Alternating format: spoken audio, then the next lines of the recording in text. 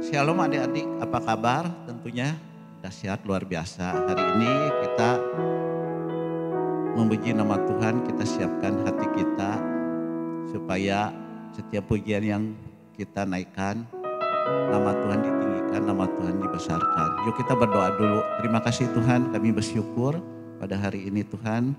Kami mau memuji, membesarkan nama Tuhan. Biarlah melalui pujian, nama Tuhan ditinggikan, nama Tuhan diagungkan. Terima kasih Tuhan, kami siap memuji, membesarkan nama Tuhan. Haleluya, amin. Yuk, kita akan nyanyi Ada Satu Sobatku Yang Setia. Di saat kita sedih, di saat kita tidak bersuka, Tuhan selalu ada di samping kita. Tuhan menjadi sobat yang setia.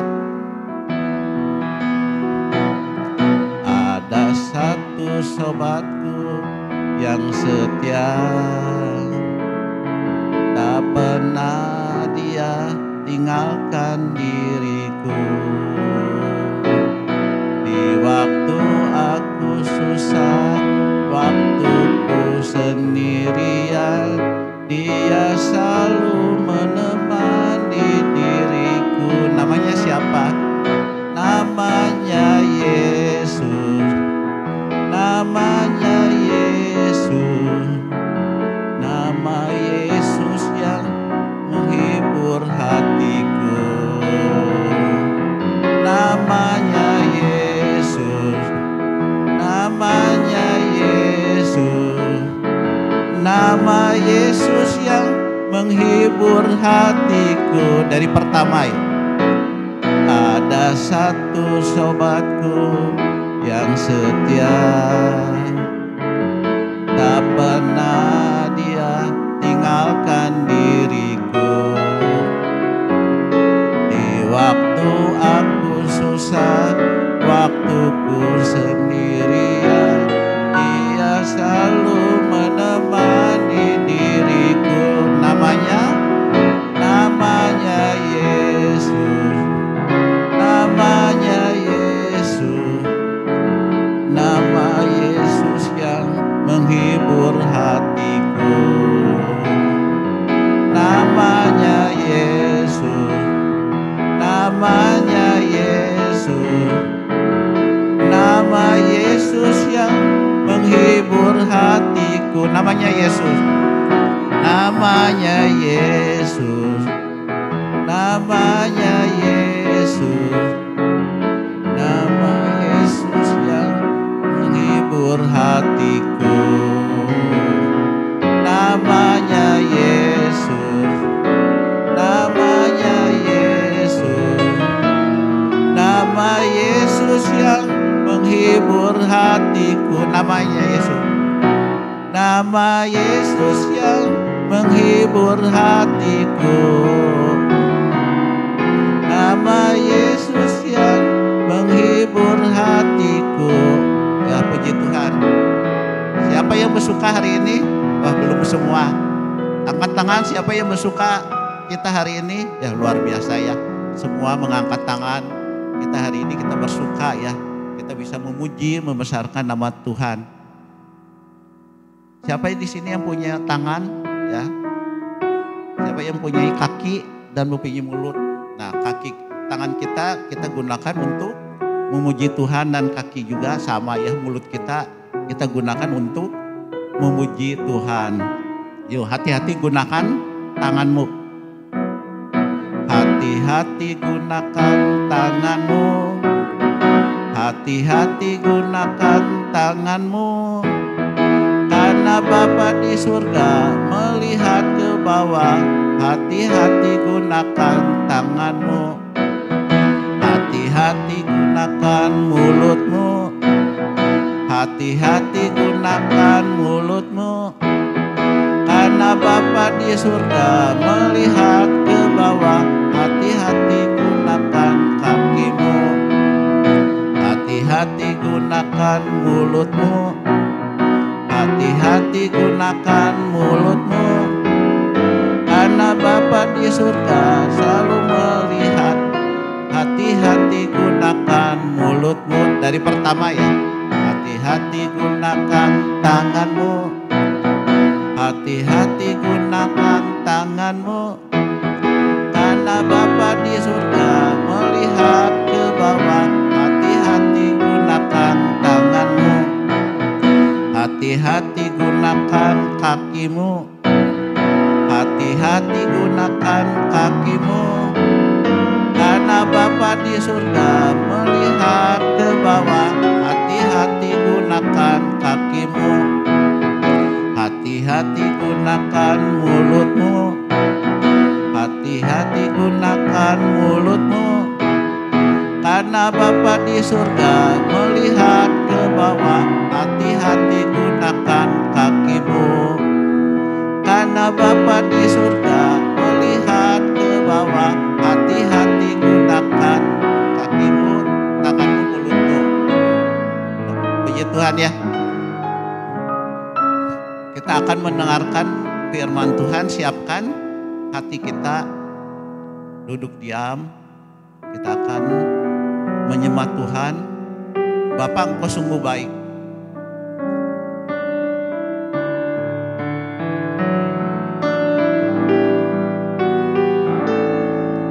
Bapa, Engkau sungguh baik. Kasih-Mu melimpah di hidup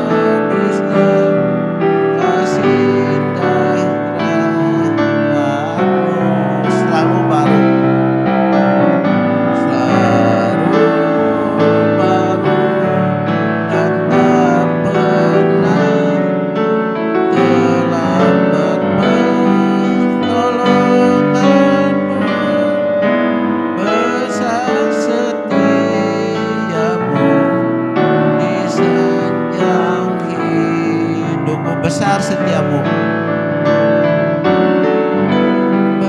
Besar setiamu, besar setiamu. Besar setiamu. Besar setiamu di sepanjang hidupku. Terima kasih Tuhan, tiba saatnya kami membenarkan firman-Mu Tuhan. Kami percaya melalui firman-Mu Tuhan, kami boleh mengerti segala kehendak-Mu Tuhan. Dan kami diajarkan Tuhan untuk kami selalu mengasihi Tuhan di dalam kehidupan kami. Terima kasih Tuhan, kami naikkan doa kami hanya ke dalam tangan-Mu Tuhan. Haleluya, amin. Siapkan bukunya anak-anak, bolpen biasa anak-anak catat. Judulnya firman Tuhan pada hari ini, peduli terhadap sesama. Sekali lagi, peduli terhadap sesama. Bahannya Lukas pasal 16 ayat 19 sampai 31. Kesimpulannya,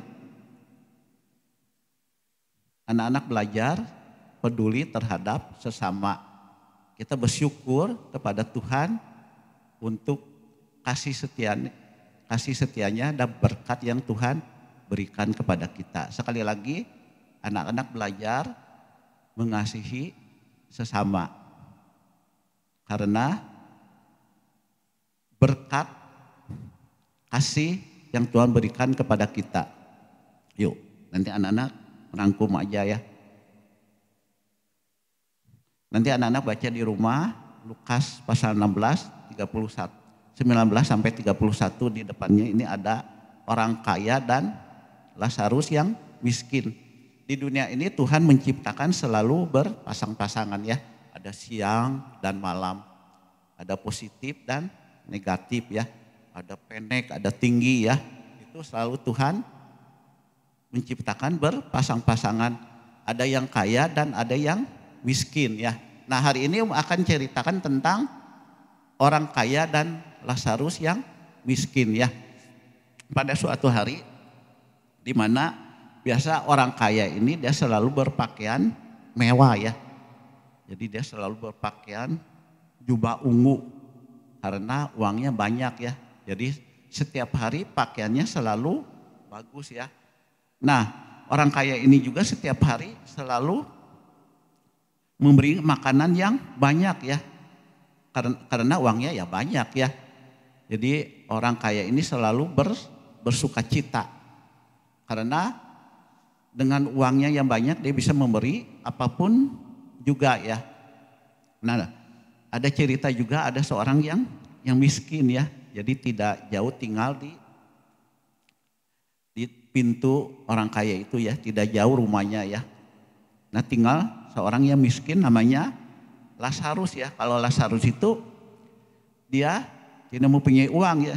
Jadi miskin gitu ya. Jadi dia kalau mau mencari makanan dia mesti mengambil dari sisa-sisa jatuhan dari orang kaya yang tadi ya. Jadi misalnya kalau udah dibuang ada sisa-sisa yang tercecer, baru Lazarus orang miskin ini dia makan sisa-sisa makanannya yang dari sisa orang kaya itu. Jadi jauh berbeda ya. Yang kaya ini dia uangnya otomatis banyak ya. Sedangkan Lazarus orang miskin ini dia tidak mempunyai uang. Kasihan ya anak-anak kalau lihat ya.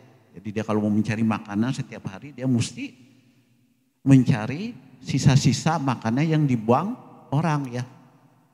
Apalagi anak-anak kalau baca di Alkitab, di kakinya banyak borok-borok. Waduh, anak-anak pernah nggak yang di sini yang pernah sakit borok ya? Wah, baru sedikit juga sakit ya. Apalagi pengemis ini, Lazarus ini, dia boroknya sering dijilatin oleh anjing ya. Waduh, kasihan ya ya, kasihan ya kalau kita melihat kehidupan Lazarus itu ya. Dia setiap hari dia mencari sisa-sisa makanan ya. Nah, suatu hari Lazarus itu meninggal dan dipanggil oleh Tuhan ya. Jadi Lazarus itu meninggal dibawa oleh malaikat ke pangkuan Abraham ya. Jadi Lazarus ini dia tinggal di pangkuan Abraham ya. Nah, tidak lama kemudian orang kaya itu juga meninggal ya.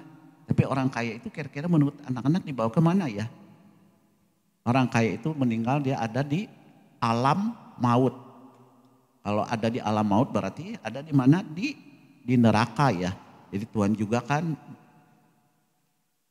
ada ini ya. Jadi kalau kita hidup sungguh-sungguh berbakti kepada Tuhan, mentaati perintah Tuhan, ya pasti kita masuk ke dalam kerajaan yang kekal yaitu surga ya. Tapi kalau kita hidup di dunia, kita tidak melakukan perintah Tuhan, kita hidup seenaknya, tidak mau dengar-dengaran firman Tuhan, otomatis kita akan masuk ke alam yang maut yaitu neraka yang kekal ya. Nah, waktu orang kaya itu dia ada di alam maut, dia hidupnya sangat tersiksa ya. Dia melihat ke atas, ternyata dia melihat Lazarus itu ada di atas duduk bersama Abraham ya. Dia duduk bersama Abraham. Nah, waktu orang kaya itu melihat, orang kaya itu sangat kehausan. Dia menyuruh Lazarus supaya menjelupkan ujung jarinya ke air itu supaya orang kaya ini dia bisa minum dari air itu ya. Tapi Bapak Abraham berkata tidak bisa ya. Jadi Lazarus tidak bisa menolong orang kaya itu. Kenapa? Karena udah ada perbedaan ya. Jadi udah ada jembatan yang terpisah. Jadi tidak bisa ya. Jadi antara neraka dan surga itu udah terpisah ya. Jadi tidak bisa berhubungan ya. Orang kaya itu cuma bisa melihat ke atas ya. Melihat Lazarus itu hidupnya bahagia. Sedangkan orang kaya ini dia hidupnya menderita, ada di alam maut ya. Nah, melalui cerita ini kita disadarkan ya, kalau Tuhan memberikan kesempatan kepada kita, misalnya kita diberi berkat yang melimpah, kita jangan lupa ya, kita mesti peduli terhadap sesama ya. Judulnya juga kan peduli terhadap sesama. Jadi kita membagi-bagikan berkat ya, dengan berkat yang kita terima berlebihan kita bagi-bagikan untuk orang lain yang membutuhkan ya. Jadi jangan kita sia-siakan ya.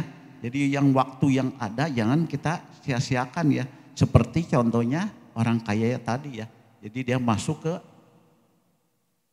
alam maut yaitu neraka ya. Karena orang kaya itu dia tidak mentaati perintah Tuhan. Anak-anak masih ingat nggak ada 10 perintah Tuhan ya. Jadi jangan menyembah berhala, jangan mencuri, jangan membunuh, jangan bersaksi dusta. Ya, kita mesti menghormati orang tua. Nah itu. Jadi kita mesti mentaati perintah Tuhan. Tapi orang kaya ini dia tidak mentaati perintah Tuhan. Makanya yang dia terima ya hidupnya di alam maut, dia di neraka yang kekal. Beda dengan Lazarus ya. Nah kalau kita melihat perbedaannya orang kaya dan orang miskin ya. Kalau orang kaya ini memang salah nggak? Enggak ya. Jadi kita menjadi kaya boleh nggak? Boleh ya. Jadi orang kaya ini juga kan di Alkitab tidak diceritakan ya. Jadi dia kaya itu dia bukan uangnya merampok, merugikan orang lain kan nggak diceritakan ya. Jadi boleh-boleh aja. Boleh nggak kaya ya boleh ya. Yang penting kita kaya ya uangnya kita bukan dengan hasil korupsi ya. Jadi tidak salah ya dengan orang kaya itu. Orang miskin ini salah nggak? Enggak juga ya Lazarus itu ya. Lazarus itu yang bisa kita ambil pelajarannya waktu dia miskin itu dia tidak mencuri ya. Dia tidak meminta-minta. Jadi Lazarus itu dia mengambil makanan sisa-sisa yang dibuang ya. Jadi yang luar biasa ya kita lihat ya. Lazarus meskipun dia miskin tapi dia tidak melakukan hal-hal yang bertentangan dengan firman Tuhan ya. Makanya anak-anak mesti belajar ya melalui cerita tentang orang kaya Lazarus itu mengingatkan kita Misalnya anak-anak diberikan kesempatan hari ini anak-anak mendengarkan firman Tuhan ya. Anak-anak mesti mendengarkan firman Tuhan dengan sungguh-sungguh ya.